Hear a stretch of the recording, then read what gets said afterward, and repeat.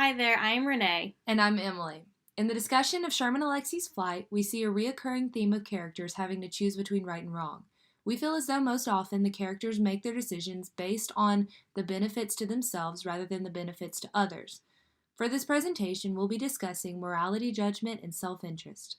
In the beginning of the novel, Zitz is a victim of the foster care system. He lacks guidance and ethics because he does not have parents to teach him right versus wrong. Therefore, he doesn't truly form an identity. To protect himself from letting anybody in, Zitz chooses to act rebelliously and hides his emotions. We feel that he makes this choice to keep from getting hurt or disappointed. Some quotes that we found: I want everybody to pay attention to me. I get into arguments and fistfights with everybody. I get so angry I go blind, deaf, and mute. I like to start fires. And I'm ashamed that I'm a fire starter. I'm ashamed of everything and I'm ashamed of being ashamed. Another one we found: I'd always been punished for some emotions. This last quote is from an article written by Brittany Byerlin and Ellen Block, where they discuss the need for trauma-informed care within the foster care system. Child and adolescent reactions to traumatic events are usually marked by intense emotional, psychological, and somatic complaints or difficulties. This quote explains Zitz's rebellious actions because his mother died at a really young age, which is traumatic, and his father left the two of them as soon as Zitz was born, leaving Zitz to fall into the foster care system. Another article we found by Charles Colson on the topic of right and wrong in today's society says, the greatest myth of the 20th century is that people are good. We aren't. We are not morally neutral. My great friend Professor Samenow happens to be an Orthodox Jew. I asked him one day, I said, Stan, if people were put into a room and no one could see what they were doing, or no one knew what they were doing, would they do the right thing half the time and the wrong thing half the time? Would they do the wrong thing all the time, or would they do the right thing all the time? He said they would always do the wrong thing. We aren't morally neutral. I know that's a terribly unpopular thing to say in America today, but it happens to be true. And the fundamental problem with learning is how to reason through ethical solutions is it doesn't give you a mechanism whereby your natural tendency to do what is wrong is overridden. This quote reminded me a lot of The Heart of Darkness that we read earlier in the year, where savagery is discussed. It is said that what separates man from savage is the society standards surrounding them. In Zitz's case, he is so isolated that he doesn't have this society or parents to teach him moral judgment. This may be the leading cause of his choice of actions in the beginning of the novel. Now, Justice is a significant person in Zitz's life because he acts as the guidance that Zitz lacked in the foster care system after his mother passed away.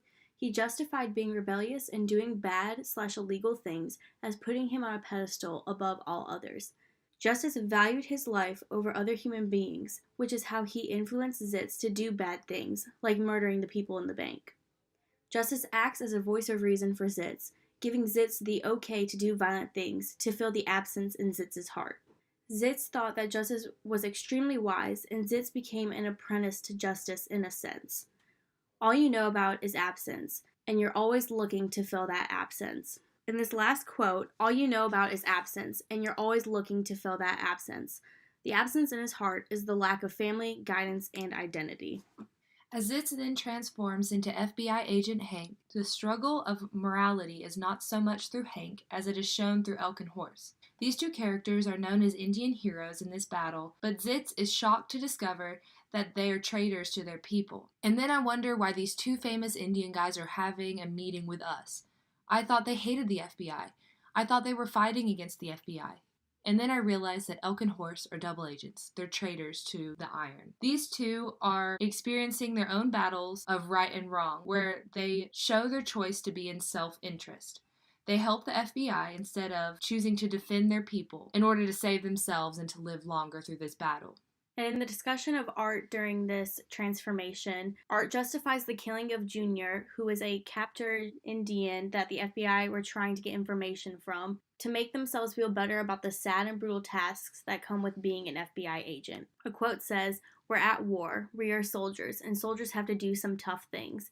And some of these things we have to do, they hurt us, you know?" Art here is justifying to Hank that it is their job to do these bad things because they're soldiers. And him at the end saying, you know, in the form of a question is trying to get Hank to agree with him, saying, yes, some of the things we do hurt us, but we have to do them in order to do our jobs well, suggesting that they are the good guys doing the good things. Zitz then finds himself in the body of an Indian boy in the middle of war. We learn that this boy is mute due to his throat being slashed by a soldier in the past. A time comes where he is being pressured to seek revenge by doing the same thing to a newly captured soldier. While he understands the killing in the battle being of self-defense, revenge is a bit more evil to him. This is where the quote enters, "This is war.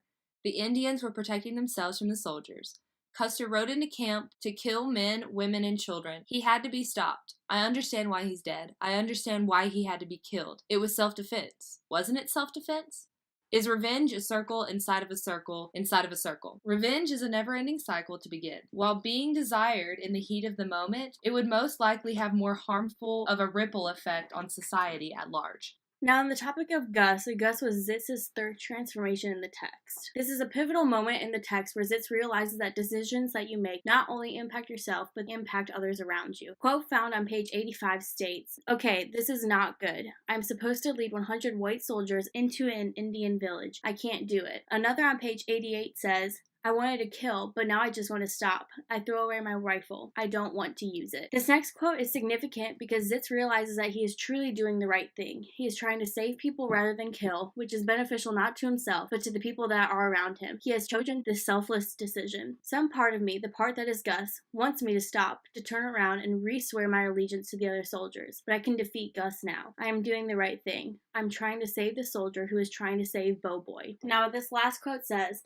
Small Saint thinks for a moment. "I joined the military to defend people," he said, "and that is what I'm doing right now." Small Saint making this comment is representation of a selfless individual as he is making choices based upon the job title of being a soldier, defending people. In the body of Jimmy, Zitz has a front row seat of experiencing self-pity. Because of the poor decisions in Jimmy's life, he has fallen into a depression. He feels the best way to end the hurt is suicide. Zitz pairs his sorrow and regret with that of Jimmy's. Jimmy is a traitor.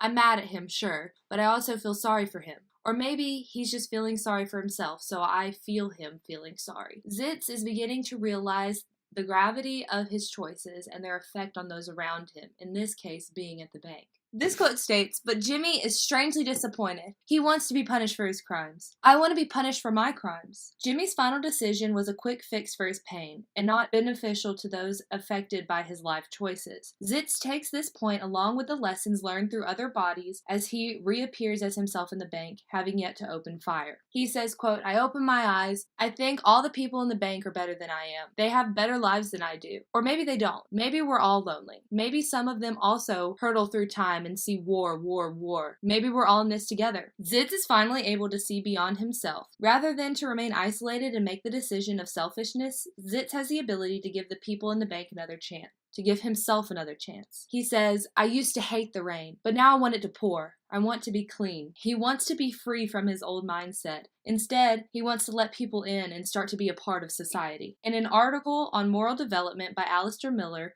it states, "By being confronted with the hard necessity for survival in circumstances from which there is no escape or evasion, participants learn to confront the social consequences of their behavior, become conscious of their mutual dependence on others, experience success in accomplishing goals, and in doing so, gain a new sense of social identity and self-belief." And in continuation to the previous slide, a quote on page 162 says, "Maybe you're not supposed to kill, no matter who tells you to do it, no matter how good or bad the reason. Maybe you're supposed to believe that all life is sacred." This quote emphasizes on Zitz wanting to be a part of society as he now knows that all of life is sacred and that the choices he makes could have bigger impacts on society than he once believed. A situation of positive actions having good consequences is when Zitz takes the guns to Dave and tells him to take them away from him. Later we learn that Dave introduces Zitz to his brother and sister-in-law, who later are the ones who adopt him. Zitz making the final decision to leave the bank and put down his guns represents him making a decision that is not out of self-interest,